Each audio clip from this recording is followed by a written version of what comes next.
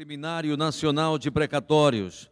Convidamos, neste momento, para presidir os trabalhos da mesa com o tema Depósito Judicial, o juiz de direito do Tribunal de Justiça do Estado do Ceará, Rômulo Veras Holanda. Convidamos os palestrantes, o juiz de direito do Estado do Maranhão, José Nilo Ribeiro Filho, e o juiz de direito Edivaldo de Souza Rebouças Neto. Com a palavra o senhor representante, coordenador de mesa. Inicialmente, queria parabenizar a organização do evento, pela feliz escolha dos temas e dos palestrantes. O tema que nós vamos abordar agora, na verdade, eles, é um tema intrigante, polêmico, o uso dos depósitos judiciais para pagamento de precatórios. A própria legislação que trata do assunto nos traz mais incertezas do que certezas. Eu mesmo chego aqui com uma série de indagações, mas acredito muito que, pela excelência dos nossos palestrantes, boa parte delas restarão resolvidas ou respondidas ao final. E vou iniciar aqui apresentando o nosso colega, amigo, doutor Nilo Ribeiro. Ele é juiz auxiliar do TJ no Maranhão, e gestor de precatório há 4 anos, especialista em Direito Processual Civil pelo UFPE e Direito Constitucional pelo UF Maranhão, Federal do Maranhão. Ontem eleito, era secretário e passou a ser o cargo de diretor técnico da Câmara Nacional de Gestores. E o nosso amigo, também competente, magistrado, doutor Edivaldo Rebouças, gestor de precatório do Tribunal de Justiça do Piauí desde 2015, especialista em processual civil pela Universidade Católica do Dom Bosco e possui MBA em gestão judiciária. Para a gente aproveitar ao máximo o tempo, já vou passar a palavra para o nosso palestrante, doutor Edivaldo Rebouças. Passo o uso da palavra, doutor. Boa tarde a todos. Queria fazer uma saudação aos membros da mesa, o doutor Rômulo, doutor Nilo, saudar os presentes, magistrados, gestores de precatórios, advogados, servidores, os demais operadores do direito, estudantes, profissionais interessados na matéria de precatórios.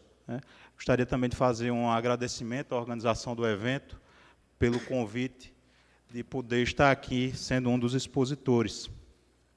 A responsabilidade de falar num seminário nacional é grande, somada à responsabilidade de dividir um painel com o Dr. Nilo, que é um dos decanos em matéria de precatórios e que vem realizando um excelente trabalho à frente do setor de precatórios do Tribunal de Justiça do Maranhão, mas que pesa essa responsabilidade, a alegria de estar aqui no dia de hoje é ainda maior. Eu falo da alegria e da satisfação de estar aqui, pois, embora seja magistrado do Estado do Piauí há muitos anos, aqui a cidade natal foi a cidade onde eu nasci, onde me criei. Aqui me formei em Direito pela Universidade Federal do Rio Grande do Norte. Aqui vivem meus pais, meus avós. Então, a cada vinda aqui, a cada retorno, é sempre a oportunidade de rever amigos, visitar os parentes e matar saudades. Mas, passando a falar a respeito do tema que nos foi atribuído, nos foi incumbida a questão do tema dos depósitos judiciais, da utilização de recursos desses depósitos judiciais. Por questão didática, quando eu soube que ia dividir o painel com o doutor Nilo, entrei em contato com ele e resolvemos dividir o tema da seguinte forma. Eu vou abordar a sistemática de utilização de recursos de depósitos judiciais com base na Lei Complementar 151 de 2015, e o doutor Nilo vai tratar do tema sob a ótica da Emenda Constitucional 94 de 2016. Como se sabe, no curso de um processo, o juiz pode, visando garantir a efetividade da sentença, da decisão judicial, e garantir que a parte venha receber aquele recurso que está sendo, a parte vencedora da lide venha receber o recurso que está sendo discutido, aquela importância monetária que está sendo discutida, ele pode determinar que seja feito o depósito daquele valor discutido numa instituição financeira. É a isso que se chama de depósito judicial. Esse instrumento, ele pode ser utilizado em qualquer fase do processo, seja na fase de conhecimento, seja na fase de cumprimento de sentença, nos mais variados tipos de lide. Por exemplo, na justiça comum, em lides envolvendo a discussão a respeito do lançamento de créditos tributários pelas secretarias da Fazenda Federal, Estadual, Distrital, pode ser determinado o depósito como forma de garantia do juízo. Numa miríade de ações, esse instrumento pode ser utilizado. E a forma de levantar o valor desse depósito judicial geralmente se materializa por meio de uma ordem do juiz, geralmente por meio de um alvará judicial. Mas a principal polêmica que envolve a questão diz respeito à utilização de parcela considerável desses recursos pelos entes públicos para fazer frente ao custeio de despesas das mais diversas. É uma polêmica que não é recente, é uma questão que vem de longe, que já remonta a quase 2 décadas. Aqui eu trouxe no slide essa questão de utilização de recursos, ela já vinha sendo tratada desde o ano de 98, com base na Lei Federal 9.703 desse ano de 98, que é fruto de uma conversão da medida provisória 1721 de 98. E ela já determinava a transferência para a União dos tributos federais referentes aos processos judiciais, os valores que tinham sido depositados em processos judiciais referentes a tributos federais. Já havia essa determinação de transferência desses recursos para a União. Essa lei ela terminou tendo sua constitucionalidade questionada no Supremo por meio de uma ação direta de constitucionalidade, a 1933, que teve como relator o ministro Eros Grau.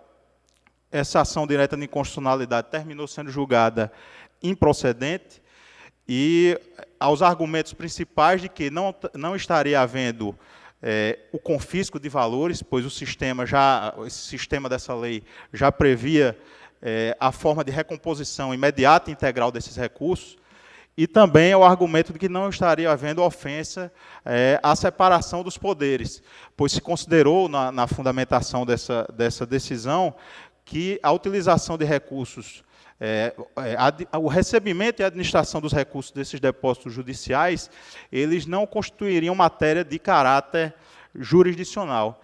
Tal motivo, o sistema foi ratificado. Posteriormente à edição dessa lei,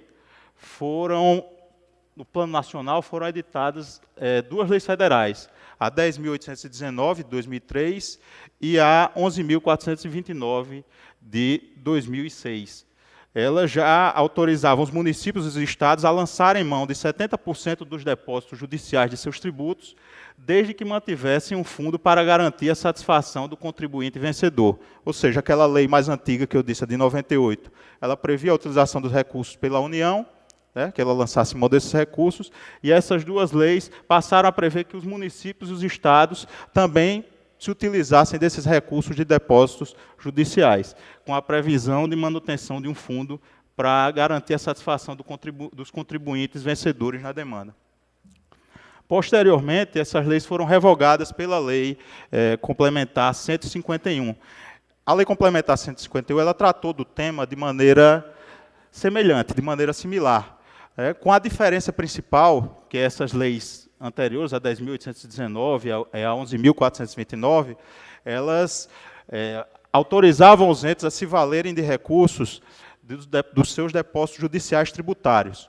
Sendo que a Lei Complementar 151, ela passou a prever a possibilidade de utilização pelos entes dos recursos também depositados administrativamente e também dos recursos referentes às demandas não tributárias, com a ressalva de que os entes teriam de ser parte naquelas lides, ou figurar no polo ativo ou no polo passivo da demanda. Depois da Lei Complementar 151, mais recentemente, no final do ano passado, houve a edição da Emenda Constitucional 94 de 2016, que também previu essa sistemática de utilização de recursos de depósitos judiciais, mas dessa vez como um instrumento a serviço dos entes devedores para fazerem frente aos seus estoques de precatórios. É mais uma ferramenta que eles vão ter para quitar seus estoques de precatórios até a data limite de 31 de dezembro de 2020. Se essa emenda constitucional assim permanecesse, o substitutivo, que já é uma PEC em tramitação, se ela não for aprovada, o prazo, por enquanto, é esse, 31 de dezembro de 2020. Então, são duas sistemáticas de utilização de recursos de depósitos judiciais que coexistem. A sistemática da Lei Complementar 151 e a sistemática da Emenda Constitucional 94 de 2016. A sistemática da Lei Complementar 151 é a de que podem se valer aqueles entes que estão no regime geral de pagamento de precatórios, o regime ordinário, que é aquele ente, como já foi exposto na palestra de manhã, é o regime que prevê que o ente tem de pagar seus precatórios da seguinte forma: uma requisição de pagamento que é apresentada até 1º de julho de um ano, ela tem de ser saldada, tem de ser incluída em orçamento e adimplida até 31 de dezembro do exercício seguinte. Se o ente estiver no regime geral, ele vai poder se utilizar dos recursos com base na Lei Complementar 151. Já se o ente estiver no regime especial de pagamento de precatórios, ele vai ter de se valer da sistemática já prevista na Emenda Constitucional nova. Ele não vai poder se valer dos recursos com base na Lei Complementar 151. Com base nessa Emenda Constitucional nova, ela estabelece que se encontra em regime especial aquele ente que tinha precatórios vencidos na data de 25 de março de 2015. Então, esses entes que tinham precatórios vencidos nessa data, automaticamente estão no regime especial, não podem se valer dos depósitos judiciais com base na Lei Complementar 151, a não ser que saiam do regime especial e voltem ao regime geral, quitando o seu estoque de precatórios. Mas, a respeito da Emenda Constitucional 94, o doutor Nilo vai tratar com mais profundidade, eu vou voltar aqui e me ater à Lei Complementar 151 de 2015. Essa lei complementar, as discussões a respeito do tema, vieram à tona depois do julgamento pelo STF da questão de ordem nas ações diretas de inconstitucionalidade números 4357 e 4425, quando o Supremo modulou os efeitos da declaração de inconstitucionalidade da Emenda Constitucional 62 de 2009. Então, houve uma redução daquele prazo inicial de 15 anos e os entes começaram a se movimentar para ver se conseguiam obter recursos. No projeto de lei, de autoria do senador José Serra, na justificativa apresentada, ele argumentava que objetivava essa lei, essa inovação legislativa, fornecer aos entes uma nova fonte de receita, uma nova fonte de recursos para fazer frente à crise financeira pela qual estavam passando os entes. Crise financeira que, infelizmente, se estende até hoje. O país está numa situação de crise que permanece. Há leves sinais de melhora na economia, mas a situação não é boa, tanto para os entes públicos quanto para a iniciativa privada. Então, é uma situação difícil. Então, eles procuraram, com essa nova fonte de recursos, incrementar suas receitas. E o que é que ela prevê, a Lei Complementar 151? Ela prevê a transferência aos entes federados de 70% de todos os depósitos vinculados a processos administrativos e judiciais nos quais sejam parte, condicionando tal operação à constituição e manutenção de um fundo de reserva que, formado pelo remanescente dos depósitos a transferir, nunca poderá ser inferior a 30% do montante global dos depósitos. Ou seja, ele pode se utilizar de 70% dos recursos e com a obrigação de constituir esse fundo de reserva. E esse fundo de reserva é o quê? É justamente uma forma de garantir a solvência do sistema, a solvabilidade do sistema, para evitar que o jurisdicionado, o administrado, não chegue no banco com o alvará na mão e se depare com a situação de não ter nenhum dinheiro lá dentro, nenhum dinheiro para fazer frente àquela ordem que ele tem no alvará, porque o ente público pegou tudo. E isso aí geraria um caos no sistema. Você com alvará para ser cumprido, chega no banco e não recebe aquele valor ali expresso. Então, o fundo de reserva visa justamente dar essa garantia de solvência do sistema. Ele tem de ser recomposto sempre que ficar no patamar inferior a 30%. A lei complementar 151, ela prevê também, como forma de aumentar a garantia desse sistema, faz a exigência de que o chefe do executivo, que os chefes do executivo firmem termos de compromisso com os tribunais que cuidam dos depósitos do dinheiro, daqueles processos que estão relacionados aos depósitos. O chefe do executivo tem de fazer esses termos de compromisso, na qual ele vai assegurar a transferência de valores para esse fundo de reserva e também vai se comprometer a fazer a recomposição desse fundo para que não haja essa crise no sistema, esse caos no sistema, para que o sistema permaneça de uma forma estável e não haja o caos, né? Sim, voltando aqui, né, a questão dessas transferências tem essa obrigatoriedade dele fazer essa recomposição, e qual é a penalidade se ele não fizer a recomposição desses valores? A penalidade, se o ente não fizer a recomposição dos recursos do fundo de reserva, é a de que, se ele não fizer essa recomposição por 3 vezes, após intimado pela instituição financeira, ele vai ser desligado dessa sistemática de utilização de recursos. Ou seja, ele tem a obrigação de recompor. Se ele não fizer a recomposição do fundo de reserva, ele é desligado desse sistema, não pode mais utilizar os recursos.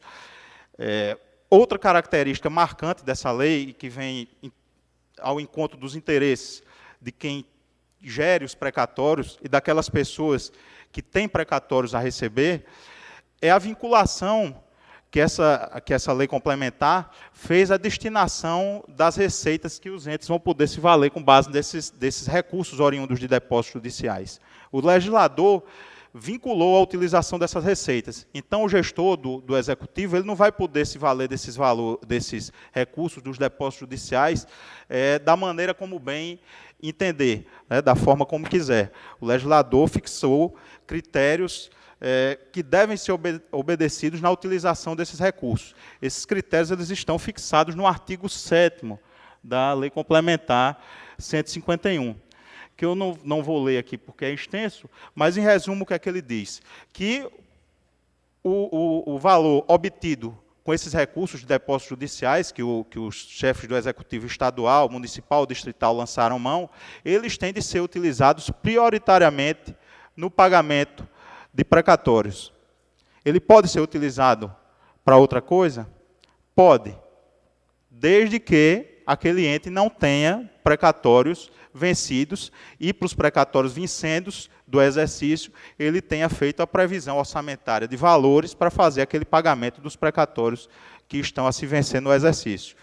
Então, ele só pode utilizar os recursos dos depósitos judiciais para saldar precatórios. Se não tiver precatórios vencidos, ele vai poder utilizar esse recurso para fazer frente a despesas classificadas como dívida pública fundada. Se não tiver precatórios vencidos, nem despesa classificada como dívida pública fundada, ele vai poder utilizar esse recurso para fazer frente a despesas de capital ou para recomposição de fluxos de caixa de fundos de previdência. Essa é a previsão do artigo 7º da norma.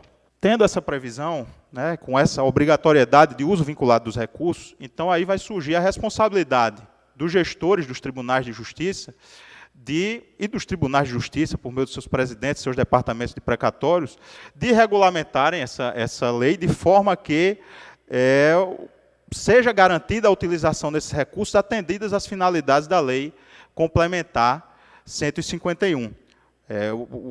Os gestores e os presidentes dos tribunais, que têm a responsabilidade constitucional de garantir o pagamento de precatórios, eles têm de ter uma postura proativa no sentido de observar essa questão da destinação dessa receita desses depósitos judiciais. E essa vinculação criada pelo legislador aos chefes do executivo não é uma coisa ruim, é uma coisa boa, é uma coisa salutar. Por quê?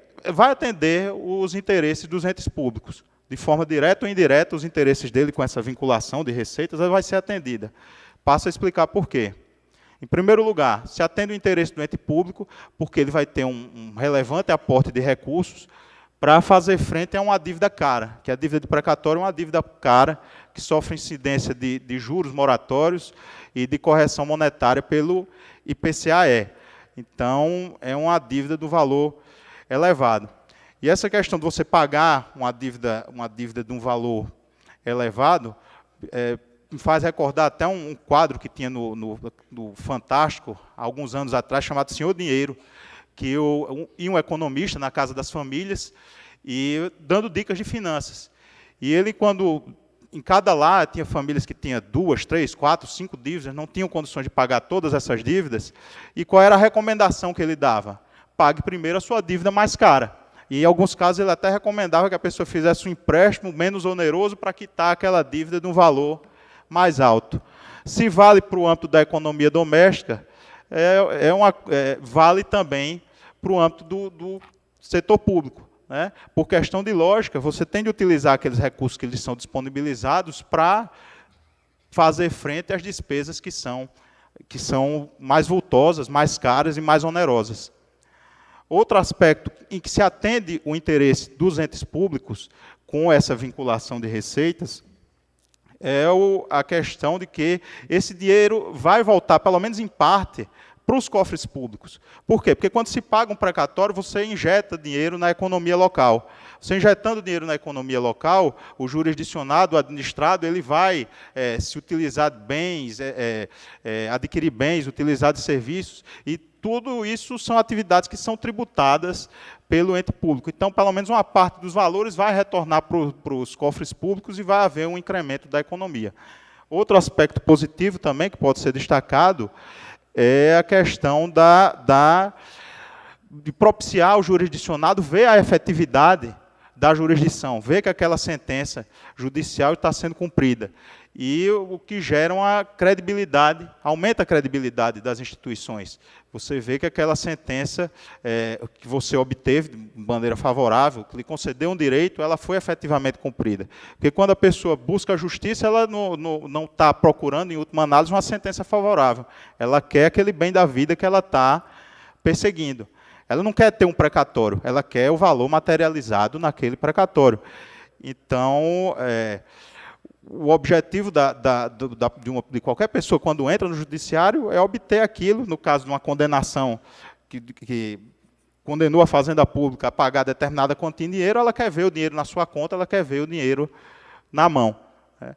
Então, daí a importância dos tribunais de justiça regulamentarem o tema, visando a dar eficácia a essas disposições da Lei Complementar 151.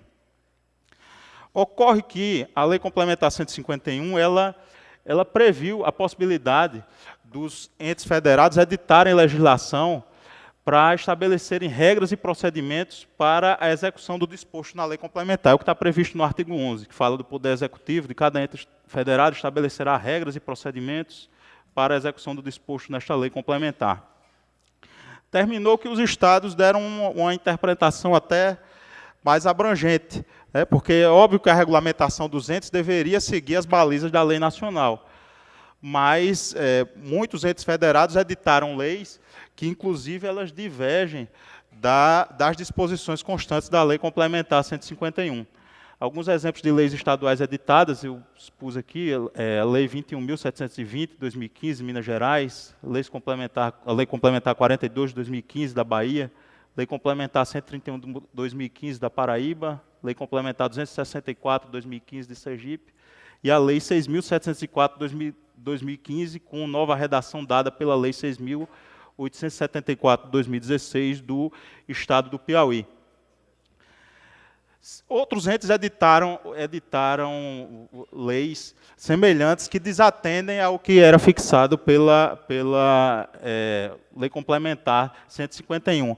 Mas aqui eu vou me ater especificamente à lei piauiense, que é a realidade na qual estou inserido e conheço mais de perto, e posso tecer alguns comentários com mais conhecimento de causa. A lei do Estado do Piauí, a lei número 6.704, de 2015, na redação que lhe foi dada pela Lei 6.874, de 2016, assim dispôs: os depósitos judiciais em dinheiro referentes a processos judiciais, tributários ou não tributários, realizados em processos vinculados ao Tribunal de Justiça do Estado do Piauí, bem como os depósitos em processos administrativos, deverão ser transferidos para a conta única do Poder Executivo para custeio de previdência social, pagamento de precatórios e amortização da dívida com a União. Se a gente estivesse brincando aqui de jogo dos 7 erros, em comparação dessa lei com a lei nacional, a gente já vê aqui de cara dois erros gritantes. Primeiro, ele não atende àquela ordem de prioridade fixada no artigo 7º da Lei Complementar 151. Na verdade, essa lei estadual ela inverte a própria ordem de utilização dos recursos. Ela estabelece que vai ser utilizado, o primeiro tópico que ele bota é para custeio de previdência social. Outra divergência com relação à lei nacional é que a lei nacional, a Lei Complementar 151, ela é clara no sentido que os entes podem se utilizar de 70% dos recursos dos depósitos judiciais e administrativos dos processos dos quais sejam parte. Ou seja, ele tem que estar no polo ativo ou no polo passivo da demanda. Mas aqui eles estabeleceram que ele pode utilizar 70% ele pode utilizar tudo, o valor integral de o valor de todos os depósitos, seja ele privado, seja ele daquele que o ente faça parte. Então, já se vê aqui que o legislador local não atendeu os parâmetros fixados pelo legislador nacional. Foi intentada uma ação direta de constitucionalidade contra essa lei. O requerente foi a Associação dos Magistrados Brasileiros, a ADI número 5392. A relatora foi a ministra Rosa Weber.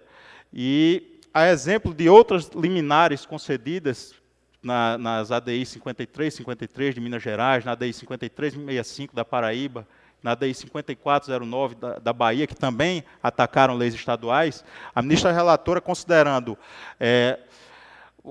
a usurpação de competência legislativa da União para tratar acerca dos depósitos judiciais, a ofensa à separação dos poderes, e considerando ainda a discrepância, né, existente da comparação da lei local com a lei nacional, ela deferiu a liminar para suspender os efeitos do artigo 1º dessa lei do Estado do Piauí, tanto na redação original quanto na que lhe foi dada pela Lei 6.874.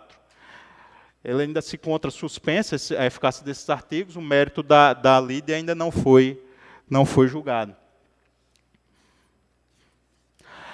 Assim, antes de passar para a ação direta de inconstitucionalidade da Lei Complementar 151, é bom dizer que, com base nessa lei estadual, o Estado do Piauí ele fez o levantamento de aproximadamente 50 milhões de reais das contas da Caixa Econômica Federal e do Banco do Brasil e utilizou esses valores para pagar dívidas outras que não os precatórios. Ele se valeu dessa lei. Antes de ser proferida a liminar, o Estado fez o levantamento desses valores e a conta única de pagamento de precatórios não viu um tostão desse dinheiro. Foi utilizado para outras finalidades. Para não dizer que a situação lá é calamitosa, pelo menos o Estado ele vem realizando o depósito dos aportes mensais necessários à quitação da sua dívida até 31 de dezembro de 2020. Mas essa questão dos depósitos, um incremento de 50 milhões, propiciaria um avanço bastante efetivo da lista de precatórios do Estado do Piauí. Mas assim não aconteceu e agora só resta esperar o julgamento do mérito da ação e lutar para ver se a gente consegue a recomposição desses valores que foram utilizados e não foram utilizados para o pagamento de previdência social e não para o pagamento de precatórios, desatendendo os parâmetros da legislação nacional. Em que pese a Lei Complementar 151 de 2015 ela fixar esses parâmetros que asseguram o pagamento prioritário de precatórios, ela também teve sua constitucionalidade questionada no Supremo. É a ação direta de inconstitucionalidade número 5361, o relator é o ministro Celso de Mello, os requerentes a Associação dos Magistrados Brasileiros e o Conselho Federal da Ordem dos Advogados do Brasil. Eles questionam a constitucionalidade, pedem a declaração de inconstitucionalidade dos artigos 2 a 11 da Lei Complementar 151. ao argumento de que o valor será utilizado pelos entes públicos e não há garantia de devolução desses valores para os jurisdicionados e para os administrados que depositaram o seu dinheiro judicialmente e que tem aquela expectativa de que, se for o caso, venham a reaver esse dinheiro levantando o depósito que foi feito. A Lei Complementar 151 de 2015 ela também foi objeto de um pedido de providências junto ao Conselho Nacional de Justiça, o pedido de providência 5051-94 de 2015. O relator desse pedido de providência foi o então conselheiro, ministro do TST, Lélio Bentes Corrêa. O requerente do pedido de providência foi o Conselho Federal da Ordem dos Advogados do Brasil. A liminar foi deferida parcialmente nesse pedido de providência para determinar aos tribunais de justiça que, ao celebrar os termos de ajuste e compromisso, com o escopo de liberar a transferência de recursos oriundos dos depósitos judiciais para as contas dos tesouros dos estados, do Distrito Federal e dos municípios, guardem a devida observância aos requisitos do artigo 7º da Lei Complementar 151, abstendo-se de firmar termos que importem a possibilidade de aplicação de tais recursos fora das hipóteses expressamente elencadas nos incisos 1 a 4 do referido dispositivo de lei, ou sem a devida observância da prioridade ali assegurada ao pagamento de precatórios judiciais de qualquer natureza. Ou seja, o que está fixado no artigo 7º da Lei Complementar deve ser seguido pelos tribunais. Deve haver uma fiscalização no sentido que o valor seja utilizado efetivamente para pagar precatórios. A par dessa orientação do Conselho, a Câmara Nacional de Gestores de Precatórios, que é o órgão auxiliar dos tribunais de justiça dela integrantes, que foi criada justamente visando minimizar os percalços enfrentados pelos gestores de precatórios e também visando propiciar a troca de experiências, informações entre os diversos estados e padronizar rotinas e procedimentos, lógico que respeitadas as peculiaridades de cada tribunal, ela também editou a respeito da matéria uma nota técnica, a nota técnica número 1 de 2015, e nessa nota, uma das sugestões que é dada aos tribunais é a regulamentação por cada um deles, no âmbito de sua jurisdição e respeitados os limites de sua competência, do procedimento de cumprimento da Lei Complementar 151, de modo a garantir que a transferência dos recursos oriundos das contas dos depósitos judiciais administrativos assegure o pagamento de precatórios. Então, a gente já tem uma base aí da nota técnica, que serve de apoio aos tribunais, e a própria liminar do Conselho Nacional de Justiça, que já dá essa orientação às cortes do país. É interessante notar que havia um dispositivo na Lei Complementar 151, no artigo 6º, que nesse dispositivo vedava expressamente aos tribunais e às instituições financeiras fazerem exigências diversas daquelas constantes na Lei Complementar 151. Ou seja, de acordo com esse dispositivo, nem os tribunais de justiça, nem as instituições financeiras poderiam fazer exigências de natureza diversa. Ele havia sido vetado pela Presidência da República, mas o veto foi derrubado e esse dispositivo ele continua em vigor na Lei Complementar 151.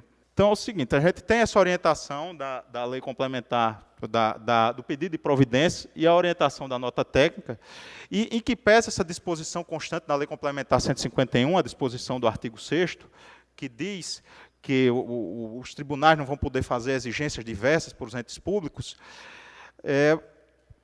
penso que há embasamento suficiente para que seja regulamentado pelos tribunais a utilização dessas receitas que vão ser obtidas pelos entes públicos de forma a garantir o pagamento prioritário de precatórios. A gente limitar a utilização desses recursos pelos entes, garantir com que eles sejam utilizados para a finalidade que foi prevista na norma. Isso se dá pelo fato de que, como eu já disse antes, o Poder Judiciário é o poder constitucionalmente competente para garantir o pagamento de precatórios, e também pelo fato de que pesar grave responsabilidade sobre os presidentes do tribunal pela gestão dos precatórios. Né? O artigo 100, parágrafo 7º da Constituição Federal, ela prevê a responsabilidade civil, administrativa e criminal para aqueles presidentes que retardarem ou frustrarem a regular liquidação de precatórios. Então, se impõe o dever de agir e buscar formalizar instrumentos que, pelo menos, obstem ou dificultem aos entes públicos utilizar desses valores de depósitos judiciais de maneira diversa da estabelecida na lei. Então, considerando já o adiantado do tempo, eu agradeço aqui, encerro minha participação e passo a palavra ao doutor Nilo, que vai tratar da sistemática mais recente da Emenda Constitucional 94.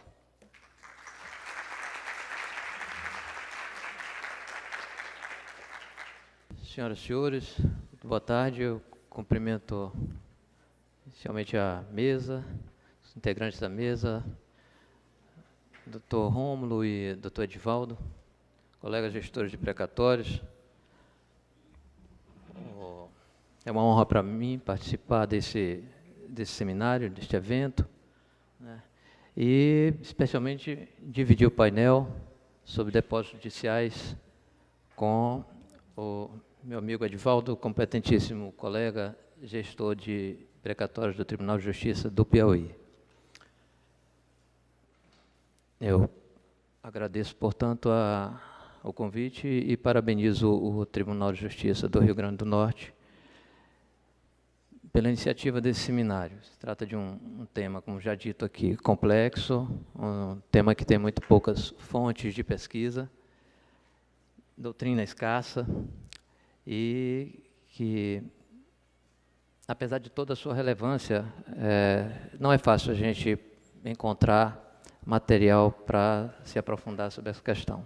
Esse evento aqui, na verdade, com isso, ele constitui uma oportunidade de intercâmbio de ideias, troca de conhecimento, não só para os gestores de precatórios, mas com a iniciativa de ampliar para o público, acaba estendendo para todos os interessados, estudantes, juízes, advogados, servidores, né? Essa oportunidade de conhecer um pouco mais sobre essa matéria que tanto trabalho tem dado aos tribunais de justiça do Brasil. Bom, e no contexto da Emenda Constitucional 94, né, seguindo o que já havia sido estabelecido no âmbito da legislação ordinária pela Lei Complementar 151, nós tivemos aí a inclusão no âmbito constitucional da matéria dos depósitos judiciais. Na verdade, nos últimos tempos, a questão do precatório tem tomado o tempo do Congresso, tomado o tempo do Poder Judiciário e, enfim, dado muito trabalho aos magistrados, especialmente às presidências de tribunais, na medida em que sucessivamente se vem alterando o sistema e a cada modificação a gente tem um retrabalho, porque quando se imagina que a coisa está sedimentada um pouquinho ali, vem uma outra alteração constitucional e implementa uma mudança, muitas das vezes, bastante significativa, né? Muito bem, o precatório, como já foi dito aqui, constitui uma fórmula desenvolvida pelo Constituinte para que o Estado pagasse, a Fazenda Pública efetuasse o pagamento das suas obrigações de pagar, né? E uma requisição de pagamento, na verdade, de quantia certa, né, que tem como fundamento legal o artigo 100 da Constituição.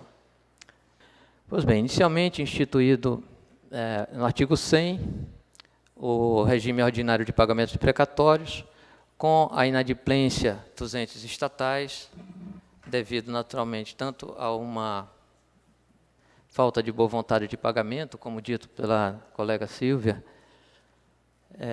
isso foi aliado também a um pouco de tolerância do Poder Judiciário no que se refere à cobrança da dívida, né? E com essa junção de procedimentos, nós ensejamos o acúmulo da dívida de precatórios. Com isso, ela se tornou de muito difícil pagamento, o que fez com que procurasse se instituir mecanismos para viabilizar a quitação dos débitos de precatório. Inicialmente, nós tivemos a emenda constitucional 30, que possibilitou o pagamento da dívida em parcelas anuais, introduzindo o artigo 78 ao ato das disposições constitucionais transitórias. E foi permitido o pagamento, a decomposição de parcelas também, a critério do credor, enfim, criou uma série de possibilidades para viabilizar no longo curso de tempo, 10 anos, o pagamento dessa dívida. Essa emenda acabou por ser declarada inconstitucional. E, posteriormente, já no ano de 2009, nós tivemos a aprovação de uma nova emenda constitucional, viabilizando também facilitar o pagamento dos precatórios, que foi a emenda 62, que criou o regime especial de pagamento. Essa emenda acabou por estratificar os entes devedores, classificando de acordo com as situações que cada um se encontrava na data da sua promulgação. Criou, então, 2 regimes de pagamento, o regime ordinário e o regime especial. Permitia, a emenda 62, que a dívida fosse paga em até 15 anos, dividindo seu estoque em parcelas anuais e, em alguns casos, parcelas mensais, aportes mensais, calculados sempre sobre a receita corrente líquida dos devedores. Essa emenda foi declarada inconstitucional também, através das ADIs 4357 e 4225. No entanto, quando da modulação, o Supremo Tribunal Federal acabou por afastar os efeitos da inconstitucionalidade, dando sobrevida ao regime por 5 anos. Foi declarada a inconstitucionalidade e o que acontece? Ainda assim, com a concessão desse prazo por mais de 5 anos, essa sobrevida, digamos, o Congresso Nacional houve por bem em aprovar uma outra emenda constitucional, desta feita a emenda 94/2016. É importante a gente destacar que, devido ao montante de recursos envolvidos e o montante de entes inadimplentes, nós tivemos, os tribunais de maneira geral, levaram um considerável tempo para implementar essas rotinas exigidas pela emenda 62. E muitos dos tribunais, quando estavam prestes a concluir todo o procedimento, foram surpreendidos com mais uma nova emenda que, de certa forma, exigia um retrabalho e estabelecimento assim, de novas rotinas, novos procedimentos, para adequar aquilo que já havia sendo feito à nova ordem jurídica. Por ocasião da emenda 94, o Congresso Nacional acabou por vislumbrar no uso dos depósitos judiciais uma fonte para viabilizar o pagamento de precatórios. Foi acrescentado pela emenda o artigo 101, que estabeleceu o norte, o corpo, a alma do regime especial, e no parágrafo 2º foi possibilitado aos devedores a utilização dos recursos orçamentários próprios e os seguintes instrumentos, no caso, inciso 1º, 75% do montante dos depósitos judiciais e dos depósitos administrativos em dinheiro referente a pessoas jurídicas, referente a processos judiciais e administrativos, tributários ou não tributários, nos quais os estados, Distrito Federal, municípios, suas autarquias, fundações e empresas estatais dependentes sejam partes. O que acontece? Esse dispositivo, de certa forma, ele reproduziu, com pequenas alterações, aquilo que já constava da Lei Complementar 151, de que tratou agora há pouco o Dr. Edivaldo. Certo? Mas não foi só isso. O artigo 101, parágrafo 2º, acabou também por possibilitar o uso de 20% dos demais depósitos judiciais da localidade, sob jurisdição do Tribunal de Justiça, excetuados os destinados à quitação de créditos de natureza alimentícia, né, mediante a instituição de fundo garantidor, composto da parcela restante dos depósitos judiciais. E, nesse caso, além de autorizar, portanto, o uso dos depósitos judiciais em que os entes públicos sejam parte ou fossem parte, a emenda acabou também por possibilitar que o Estado lançasse mão dos recursos de particulares depositados em contas judiciais, nos termos da lei processual vigente, para a utilização no pagamento de precatórios. Parágrafo 2º, então, ele contempla uma inovação, né? Como falei, que é a obtenção de recursos dos entes devedores, né, junto a depósitos de particulares. A utilização desses depósitos, diversamente do que estabelecia a 151, né, ele destina-se exclusivamente ao pagamento dos precatórios vencidos e a se vencerem no período de submissão do novo regime. Como foi dito pelo amigo Edivaldo, a Lei Complementar 151, ela estabelecia uma ordem ela autorizava, na verdade, a utilização dos depósitos não apenas para o pagamento de precatório, mas havia uma sequência subsidiária, né, em que poderia o Estado dela fazer uso de outras destinações aos recursos, desde que não houvesse mais precatórios para serem quitados. No caso da emenda 94, não. A utilização dos recursos será única e exclusivamente para o pagamento dos precatórios e durante o período do regime especial. Então, essa utilização é temporária, ela será permitida, ou é permitida, no período de 2017 a 2020, porque 2020 é o último prazo para que os entes submetidos ao regime especial façam uso ou quitem suas dívidas, e não há, dessa forma, qualquer substituição ou derrogação daquele dispositivo do Instituto de que trata a Lei Complementar 151, né, que acabou por regular o uso dos depósitos para os entes que estão submetidos ao regime ordinário ou regime comum. Houve, então, essa diferenciação, e isso é um ponto bastante primordial quando dá implementação e permissão para a utilização dos recursos. Muito bem, promulgada a emenda, surgiu naturalmente a necessidade de se viabilizar a utilização e uso desses depósitos, né? Os devedores ansiosos por utilizarem e, por outro lado, os tribunais com nem tanta boa vontade assim para permitir a utilização desses valores, né?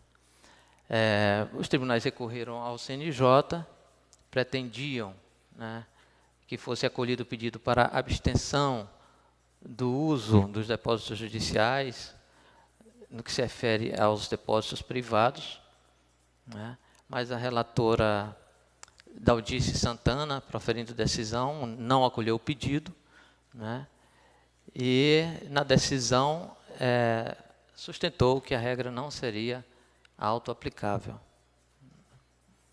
Remeteu, inclusive, para nova distribuição ao conselheiro que fosse designado para o FONAPREC, a fim de que o Fórum Nacional de Precatórios regulamentasse a utilização desses recursos.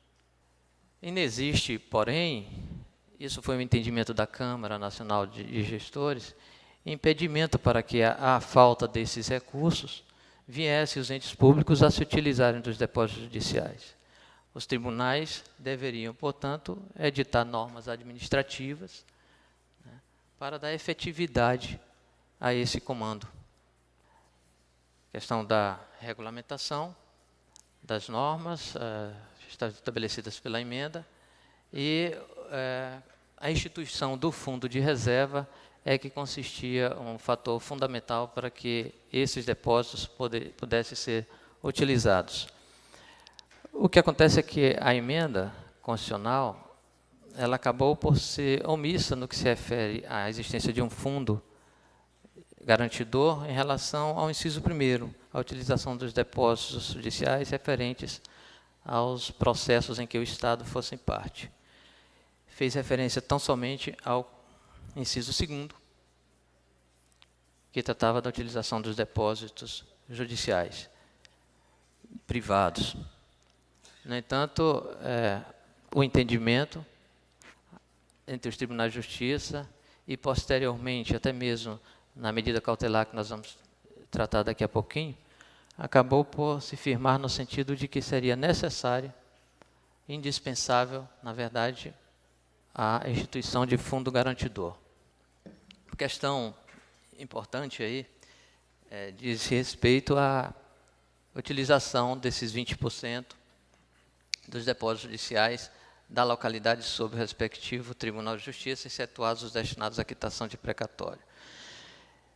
Além do fundo garantidor, esse dispositivo também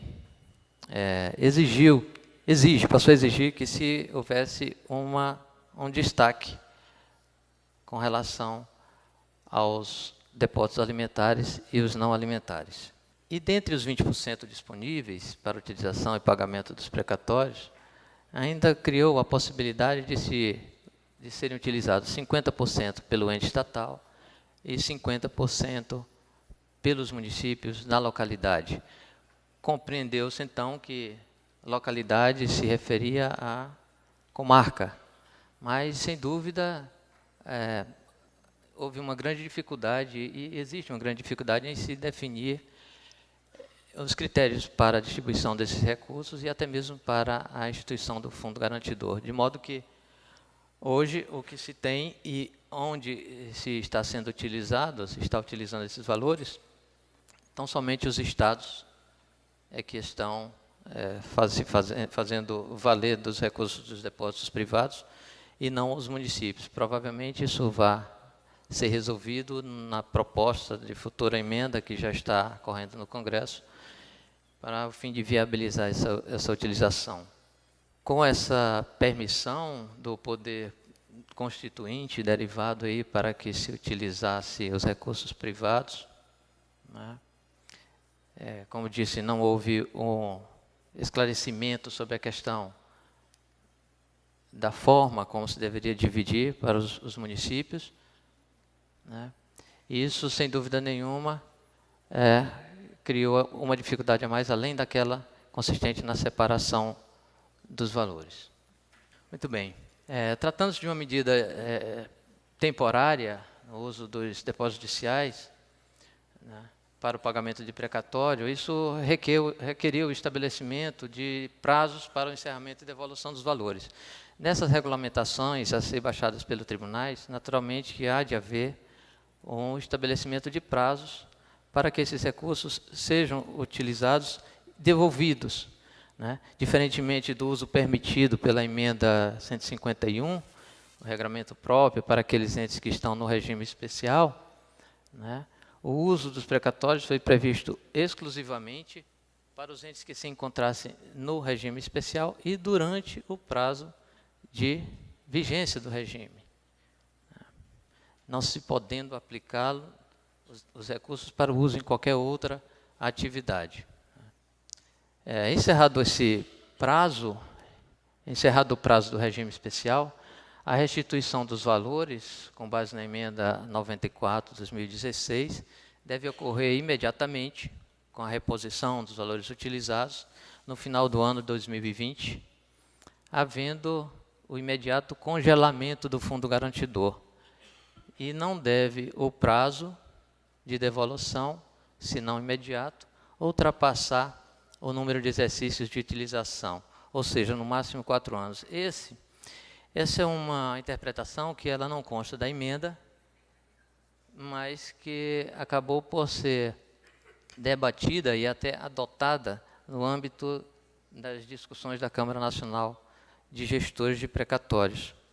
É um entendimento que nós acabamos por encampar e que eu compreendo que seja importantíssimo, porque nós não poderíamos deixar em aberto o prazo para a restituição desses valores. Uma vez reinserido no regime comum, o ente devedor poderá até vir a utilizar os depósitos judiciais, mas segundo o regramento já da Lei Complementar 51 e não mais nos termos da emenda 94. É importante, porque vejam só, os depósitos judiciais constituem uma fonte de recurso excepcional e que, a rigor, não pertencem ao poder público. São valores que estão disponíveis, depositados em juízes em decorrência de lides, e que, sobre esses valores, tem a zelar o Poder Judiciário, tem que guardar esses valores e zelar pela integralidade dos recursos que ali estão depositados. Então, é necessário, sem dúvida, a intervenção firme do Tribunal de Justiça nos contratos de prestação de serviço que, eventualmente, venham a ser firmados entre tribunal, Estado e instituição financeira para a utilização desses recursos. Dentre essas medidas, haveria necessidade de previsão de que, na hipótese de descumprimento, na verdade, isso é um dispositivo que consta até da Lei Complementar 151, que, no que não contrariar, deve ser utilizada para o uso dos depósitos, de que trata a emenda 94, né? Há a previsão de que, se houver o descumprimento por 3 vezes da obrigação de recomposição do fundo garantidor, dos fundos garantidores, o banco depositário deve promover a exclusão do ente federado da sistemática de que trata o artigo 100, parágrafo 2º da Constituição, devendo também comunicar esse fato ao Tribunal de Justiça. E, em assim acontecendo, deverá haver a devolução desses recursos e a recomposição daqueles correspondentes à totalidade dos depósitos judiciais no prazo de 48 horas, contados da ciência desse fato, da notificação ao ente devedor. Frente ao disposto nos incisos 1º e 2º do artigo 101, da emenda constitucional 94, devem prever os tribunais, em especial no que vier a ser elaborado pelo o regramento que os tribunais vierem a implementar, e também naquele que eventualmente vier a ocorrer por parte do FONAPREC, né? E, inclusive, isso foi reforçado pela medida cautelar 5679, que recentemente houve a decisão do ministro Barroso, né? A determinação de que os valores sejam transferidos pelas instituições financeiras diretamente para contas vinculadas do Tribunal de Justiça, destinadas a pagamento de precatório. Nós tivemos casos, ainda, que se refere à Lei Complementar 151, em que os entes devedores se habilitaram para recebimento dos valores, muitos valores bastante elevados em alguns casos, e que acabaram não... Perfeitamente, está aqui um pouco mais adiante, exatamente. Ainda diria isso mais à frente, né? O que acontece? Então, aqui alguns entes devedores, com base na 151, depois de habilitados, receberam os recursos provenientes dos depósitos judiciais e não deram a destinação que deveriam, né? Acabaram por aplicar os recursos não no pagamento de precatórios, mas para a previdência, por exemplo, recomposição dos fundos de previdência estaduais, né?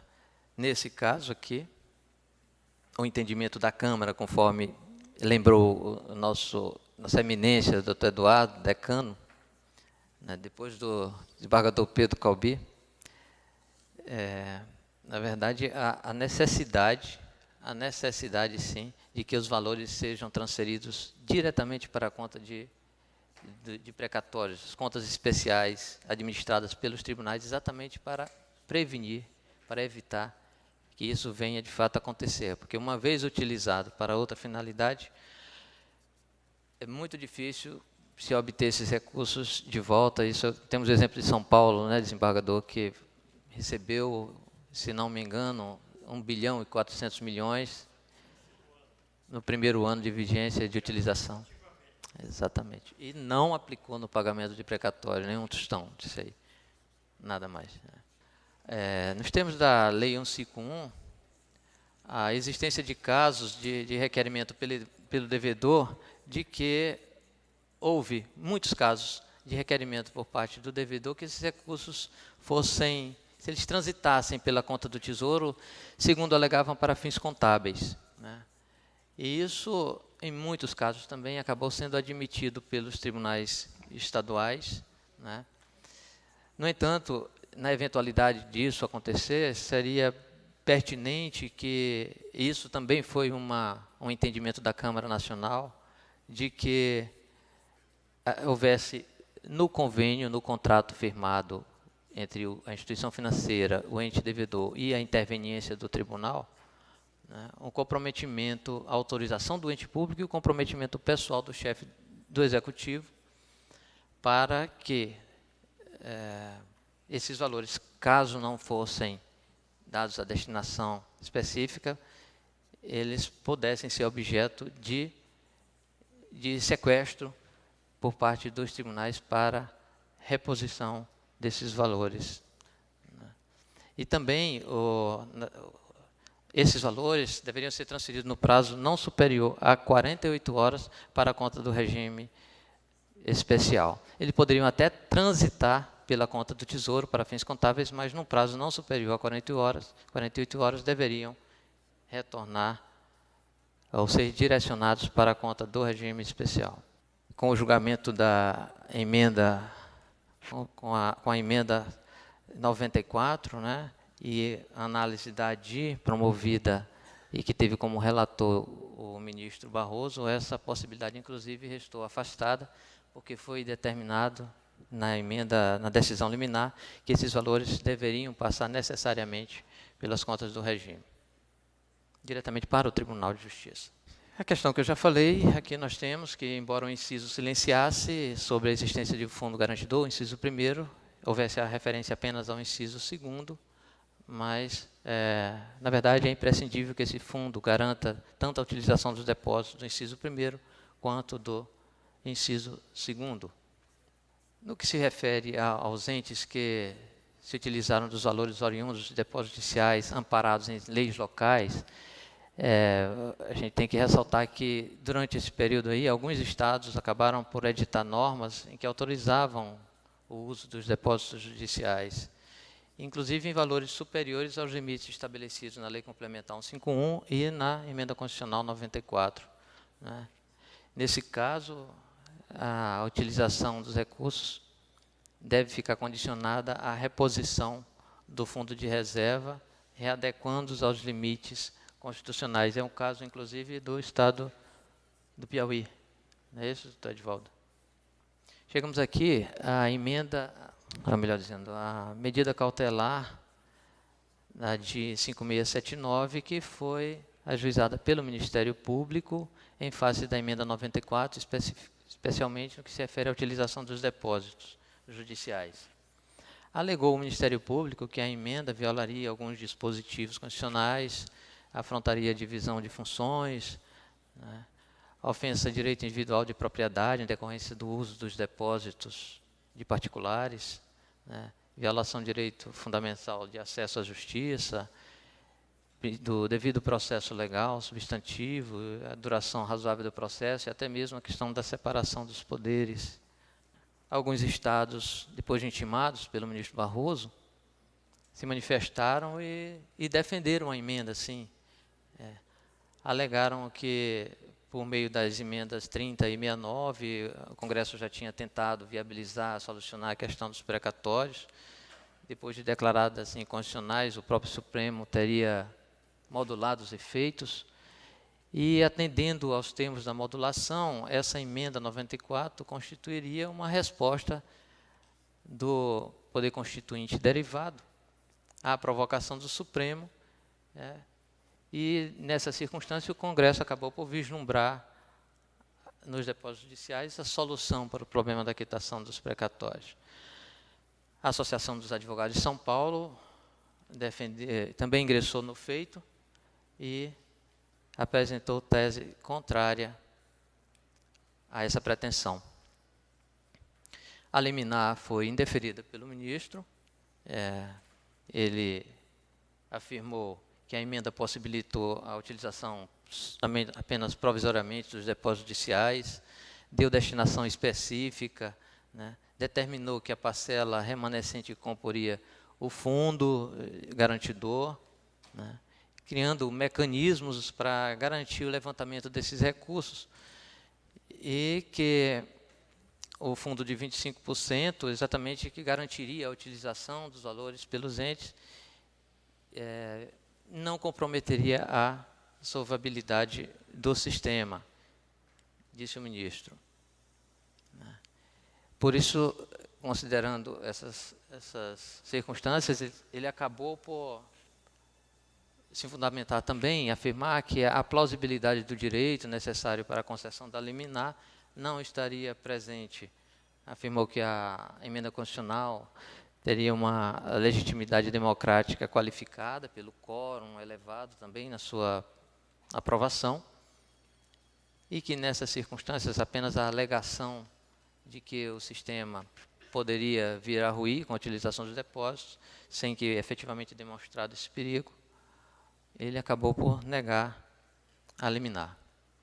Afirmou, inclusive, que, no que se refere à suposta violação da separação, do princípio da separação dos poderes,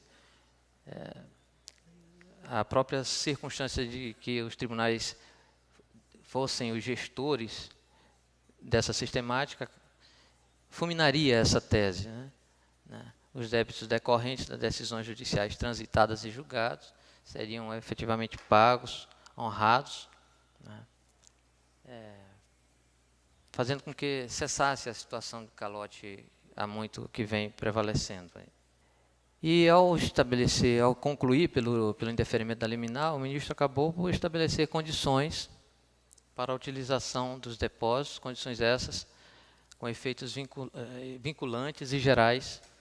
Ele previu a constituição do fundo garantidor para ambos os depósitos, tanto os particulares quanto os depósitos públicos, com os entes públicos como parte passiva ou ativa dos processos, né. Estabeleceu que a destinação deveria ser exclusivamente para o pagamento de precatórios. Avançando aqui, penso eu, em relação ao que estabeleceu a emenda, porque a emenda não criou esse limite temporal, e o ministro, ao decidir pela liminar, pelo indeferimento, afirmou que a destinação dos recursos deveria ser aplicada tão somente até aqueles precatórios que estivessem em atraso até 25 de março de 2015. Estabeleceu também a exigência de que os valores sejam transpostos das contas dos depósitos judiciais diretamente para as contas vinculadas ao pagamento de precatórios, né, sob a administração do tribunal. E interessante que todas essas condições, isso nos dá satisfação, foram abordadas quando das nossas reuniões da Câmara de Gestores, muitas constam das notas técnicas expedidas também, e isso, naturalmente, faz com que nos orgulhemos do trabalho que vem sendo desenvolvido a respeito desse tema.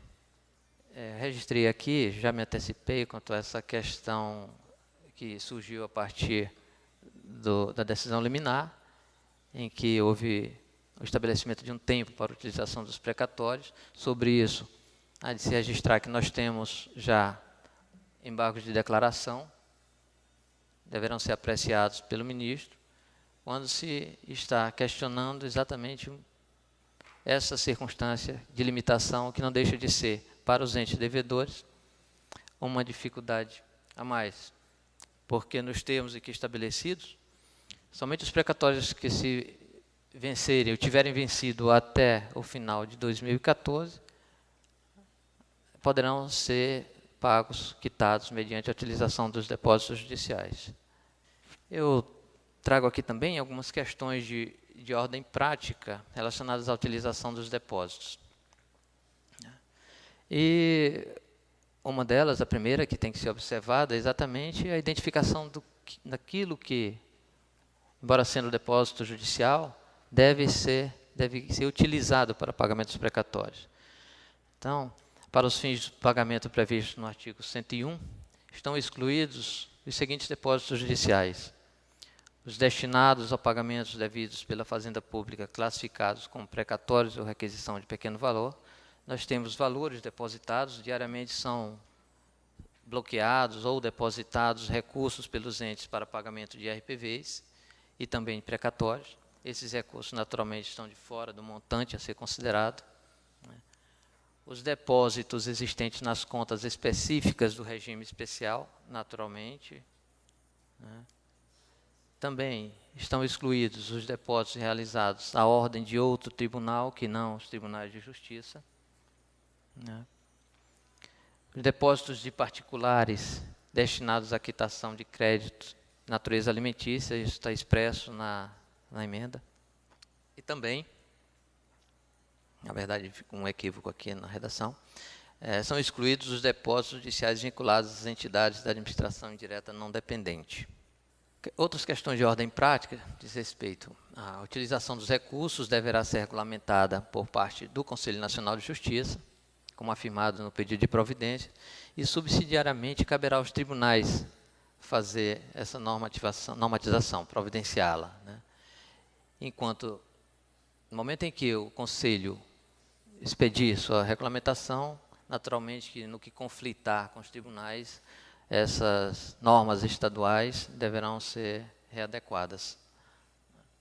As transferências dos valores deverão ocorrer até o dia 31/12 de 2020, que é exatamente o último prazo para a quitação dos precatórios pelos entes submetidos ao regime especial, ou em data anterior, naqueles casos em que o devedor conseguir efetuar os pagamentos bem antes do prazo. Nós temos devedores que quitarão em prazo muito mais curto do que o previsto pela emenda constitucional. Previsão de exclusão do ente da sistemática de utilização dos depósitos, caso venha a descumprir por 3 vezes a obrigação de recomposição do fundo. Norma prevista na Lei Complementar 151 e que, analogicamente, ela deve ser aplicada no caso da emenda 94. Questão da regulamentação supletiva, suplementar dos tribunais de justiça, estabelecendo prazo para os valores utilizados, isso é importante, é fundamental, que naturalmente, conforme eu disse, poderá coincidir ou não com o prazo final para a quitação. A possibilidade também, diante do montante envolvido, que o ente devedor não consiga efetuar essa restituição no mesmo prazo de encerramento do regime. Isso é razoável se supor. Nesse caso, poderá ser concedido um prazo razoável, mas que obedeça sempre o mesmo período durante o qual o ente utilizou os valores para pagamento precatório, no caso, 4 anos. Entendimento esse que vem sendo mantido pela Câmara e manifestado pela Câmara Nacional. Um detalhe também é que, no primeiro momento, a gente não se apercebe disso, mas não poderão fazer uso dos depósitos judiciais os entes que aderirem ao regime de recuperação fiscal estabelecido pela Lei Complementar 159 de 2017, caso o fundo garantidor se encontre em situação deficitária. Isso é importante destacar isso aí. Essa legislação é de 2017 e prevê no artigo 2º, parágrafo 1º, inciso 6º, essa condição.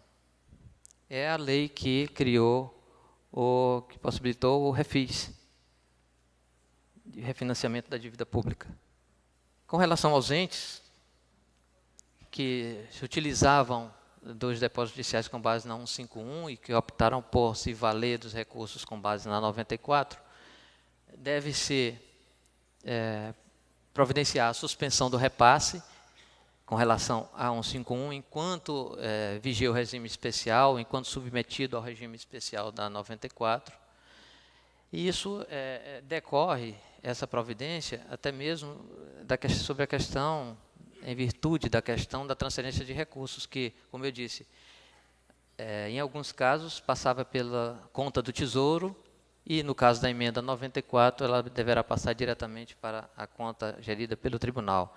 Então, para facilitar e viabilizar esse processo, deverá haver a suspensão dos repasses com base na 151 e se fazer todo o procedimento, reiniciar o procedimento para a utilização dos recursos com base na nova emenda constitucional. Nessa emenda, deve-se ressaltar que a utilização é simplesmente para o pagamento dos depósitos, enquanto na 151, uma outra diferença, poderia ser utilizado para outra finalidade, né? A manutenção, deve haver a manutenção das obrigações com relação a 151. O fato de sair do regime não vai desobrigar o ente de cumprir com as obrigações estabelecidas, né? E, mais uma vez, a vedação completa de trânsito de recursos pela conta do Tesouro, no caso dos depósitos previstos na 94. Outro fator importante diz respeito à remuneração do fundo garantidor por parte da instituição financeira. No caso dos depósitos judiciais, de maneira geral, existe uma previsão, normalmente nos contratos firmados entre banco e tribunais, para que um determinado índice seja aplicado a esses fundos, a esses valores depositados, né? Com a utilização dos depósitos, uma tendência de que, por parte pelo menos da instituição financeira, de que sejam mantidos esses índices, até porque poderão ser menos onerosos para a instituição. A Lei Complementar 151 estabeleceu que, no caso dos depósitos judiciais, em que os entes públicos, a Fazenda Pública fosse parte, a remuneração deveria ocorrer pela taxa referencial do Sistema Especial de Liquidação e Custódia, a Selic, né? E no caso da 62, no caso da 94, há de se supor, analogicamente, que esse mesmo índice deve ser aplicado quando se tratar de depósito judicial previsto no inciso 1º. Nos demais casos, nós poderemos admitir que esses índices sejam os mesmos utilizados pela instituição financeira, pelo banco depositário, para a remuneração dos demais depósitos judiciais, conforme o contrato que já havia sendo previsto, aplicado. Eu chamo a atenção aqui, especialmente dos colegas, dos gestores de precatório, para quando da análise desses contratos, prestarem bastante atenção no que poderá estar sendo proposto pela instituição financeira. Eu conheço um caso em que o banco acabou por incluir no contrato de que a remuneração dos depósitos a que se refere o inciso 1º seria feita pela Selic durante um prazo X, durante 6 meses, que era o prazo que ele necessitava para ajustar os seus sistemas à nova emenda constitucional. Mais abaixo, eu identifiquei que ele diz o seguinte: decorrido o prazo ou ajustado o sistema, a remuneração se dará pelo mesmo índice de correção aplicados aos depósitos judiciais gerais. Ou seja, nós não podemos admitir que isso aconteça, porque pode ser que o presidente do tribunal, chancelando isso, ele venha a ser acusado de estar admitindo uma perda do poder de compra daqueles valores, na medida em que autoriza a aplicação de um índice inferior à Selic, que é o índice previsto na Lei Complementar 151 para a utilização dos depósitos. Isso é importante se observar, não deixemos que isso passe.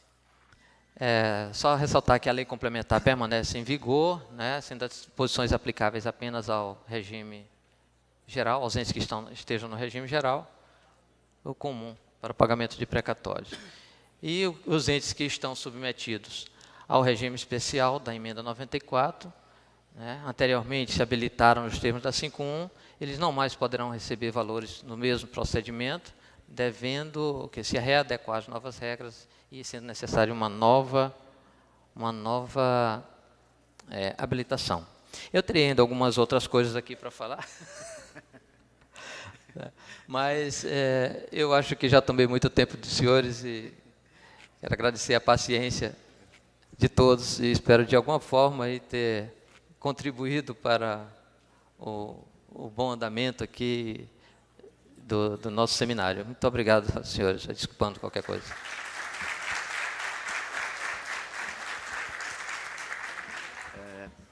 Eu parabenizo o doutor Nilo, né, e o doutor Edivaldo pelas manifestações, pela palestra, pelos ensinamentos.